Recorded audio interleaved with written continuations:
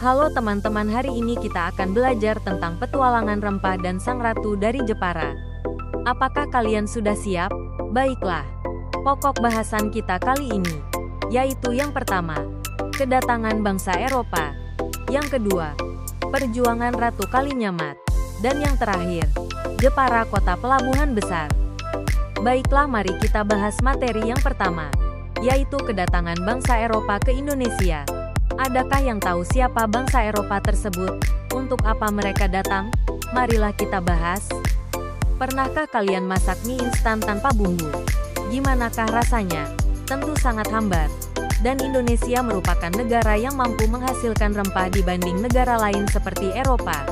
Namun bayangkan, jika bangsa Eropa datang dan menguasai Indonesia, apa yang terjadi?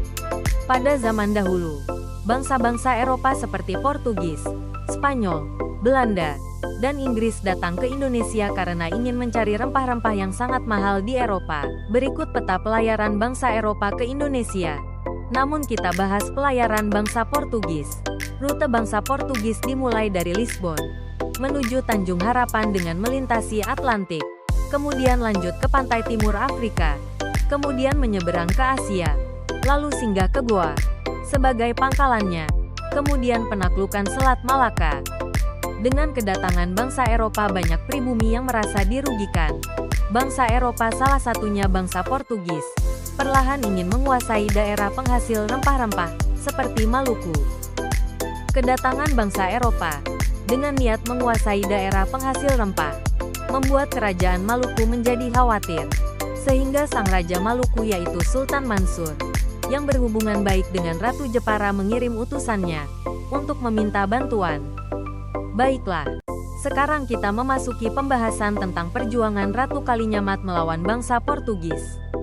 Ratu Kalinyamat ditetapkan sebagai pahlawan nasional Republik Indonesia, telah berhasil melawan pihak yang telah datang untuk menguasai Nusantara, mengganggu hubungan antar daerah, dan merusak perdagangan antar daerah. Menanggapi utusan yang dikirim oleh Raja Maluku, sang Ratu Jepara, Ratu Kalinyamat mengirimkan 40 junkos angkatan perang untuk memerangi Portugis. Bangsa Portugis yang melihat kegigihan sang ratu dalam berperang, menjadi tertarik hingga mengulik kisah daerah asal yang sang ratu, yaitu dari Jepara.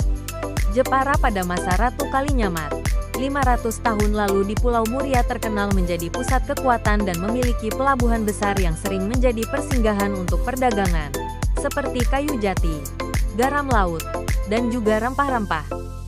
Selanjutnya, kita akan memasuki pembahasan tentang Jepara sebagai kota pelabuhan besar. Bagaimana hal itu terjadi? Mari kita lanjutkan pembahasannya. Melalui sejarah, kita dapat tahu bahwa kapal yang dipakai oleh Adipati Unus untuk menyerang Malaka pada masa Ratu Kalinyamat, memiliki ukuran 2 atau bahkan 3 kali lipat kapal musuhnya. Hal itu karena hutan jati tumbuh lebat di Pulau Jepara. Tidak heran sih, kalau pulau ini pernah menjadi pusat pembuatan kapal pada waktunya. Pada masa Ratu Kalinyamat, pelabuhan Jepara terkenal sebagai kota pelabuhan yang maju pesat dan disegani oleh bangsa asing. Hingga sampai sekarang, jasa Ratu Kalinyamat akan dikenang sepanjang sejarah. Dan pada tanggal 6 November tahun 2023, Ratu Kalinyamat diberi gelar sebagai pahlawan nasional Indonesia. Nah, selesai sudah pembahasan kita tentang perjuangan rempah dan sang ratu dari Jepara. Udah paham kan? Sekarang silakan lanjut mengerjakan lembar kerja peserta didik yang telah disediakan. Semoga berhasil, dan sampai jumpa.